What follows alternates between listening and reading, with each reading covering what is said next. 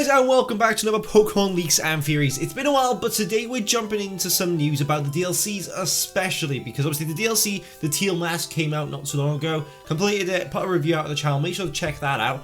And today we're going to be going through some 4 stories about the DLC and about potentially new Pokemon in it, and maybe even the next DLC coming out, the Indigo Plateau.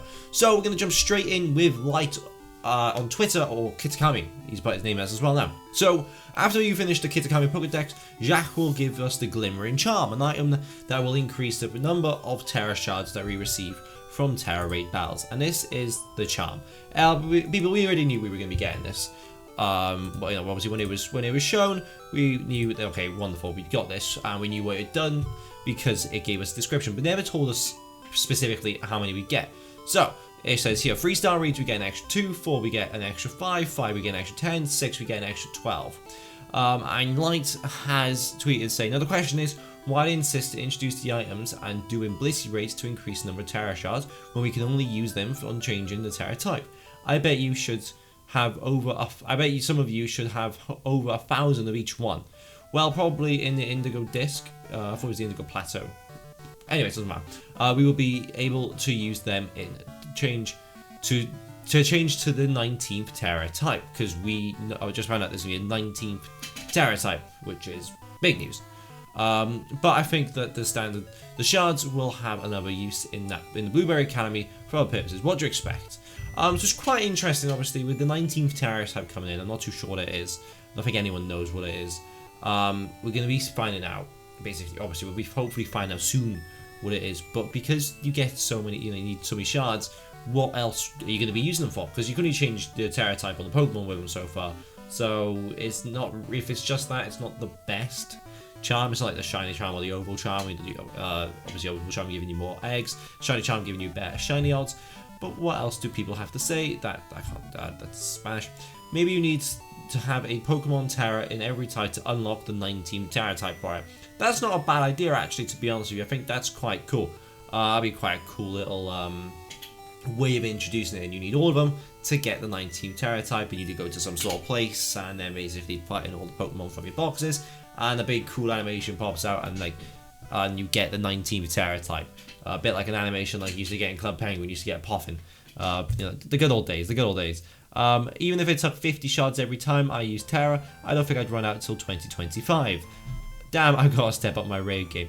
I don't like the raids. I know this might be a controversial post. I don't like the raids. I find them so boring, they're so repetitive. And quite frankly, it's going to be me being very bad at the game. I find them too hard. So I don't have any enjoyment actually doing them. So that could just be me. I do find them unfortunately too hard to actually do. It's like, obviously I understand the 7-star ones are meant to be easy, but like I'm playing them for hours before I even get one. And I didn't enjoy it. So I think I did it for the Charizard one, when the first few that came out, and after that I just didn't bother because I just cannot be bothered.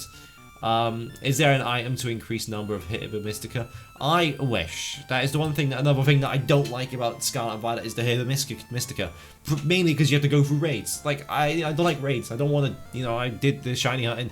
You need Hither Mystica to do shiny hunting, and it's a pain in the ass. I don't like it. I would rather wait extra hours for a shiny Pokemon. Anyways, moving on over to the next story from Cerebi now, and it is about the Kitakami Prologue online competition. And this is quite actually an interesting little story we can have. So basically, the next Pokemon Scarlet and Violet online competition has been revealed as the Kitakami Prologue, whatever you want to pronounce it. I'm probably saying it wrong. A double battle competition using only this Kitakami Pokédex. Now that is a really cool idea, because obviously the Pokédex was expanded, so they're having a whole online competition only using the Kitakami Pokédex, which is quite a nice, unique way of doing it. I don't think I could be wrong in saying that I haven't seen them do this before. I don't think they have, but I think it's quite a cool little way. And some people are happy, like wake me up when the CP involved, and fair enough. Everyone will use the same Pokemon, and it's also for other competitions / rank battle. I remember one for the the Sword and Shield Final Championship in the teams. 4 of the 6 Pokemon are the same, so boring. And then on the opposite end of the spectrum, someone is saying, God, finally waiting so long, I know exactly what kind of team I'm going to run to. I'm tempted to have the first competition or be a trainer run. That would be quite interesting. Best of luck to you, some weird dude. Best of luck to you. A bug run. You will get battered. You will get battered, but best of luck. Oh boy, here comes the bit. Okay, now we're just going on to Five Nights at Freddy's. Obviously, because people are going to be using the new Ursa Ring Evolution. I can't remember what it's called on top of my head, but it looks bloody cool. It looks so cool. I'll give it that. Like, that is such a...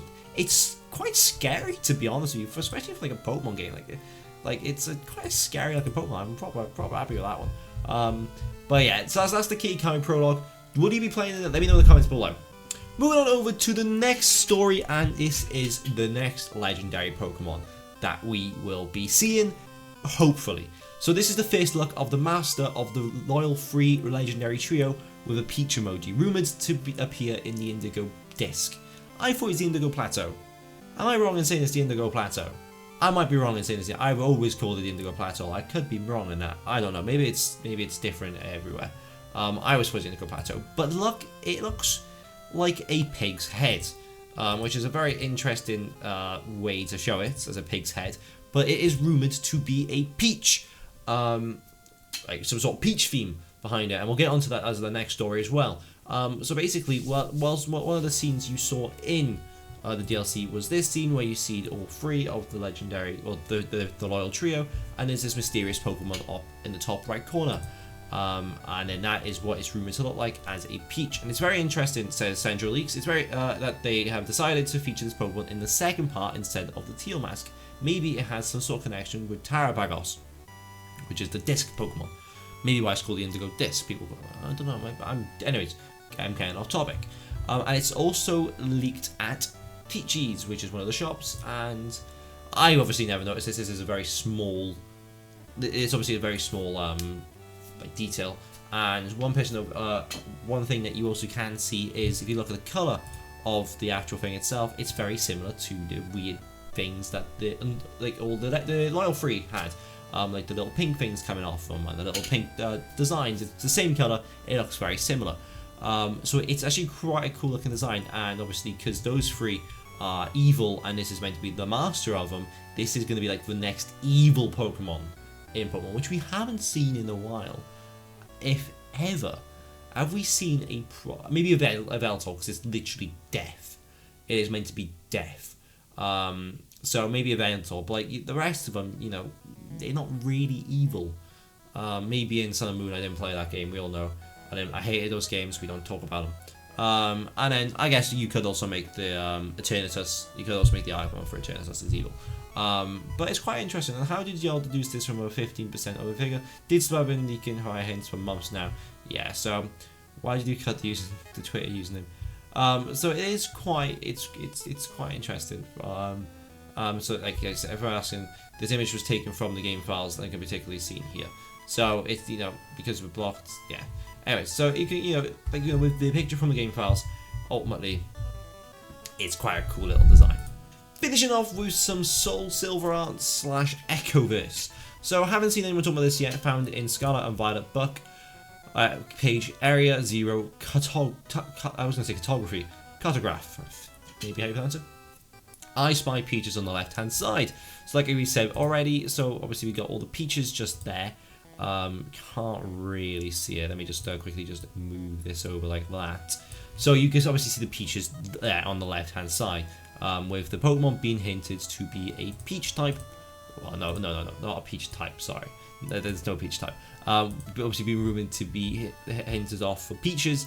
This is quite an interesting little thing that they've done, having the peaches put in.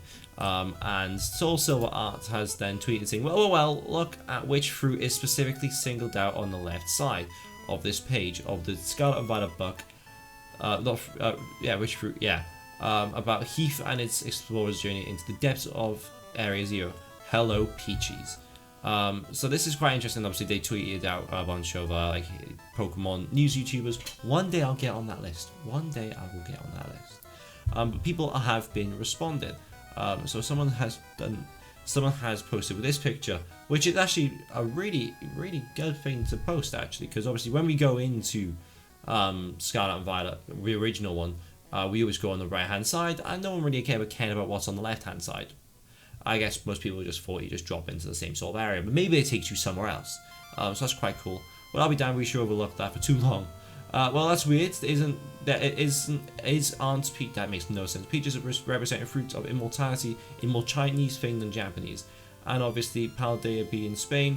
I know Spain doesn't have this fort, but there is an interesting story I found talked. I can't speak today. I found talked about that and seemingly shared between China. I don't think this person's language is English first. Like I can't be. His first language can't be English. Neither is mine today. But that's really interesting because obviously that's like the hint towards more of the Peach Pokemon again.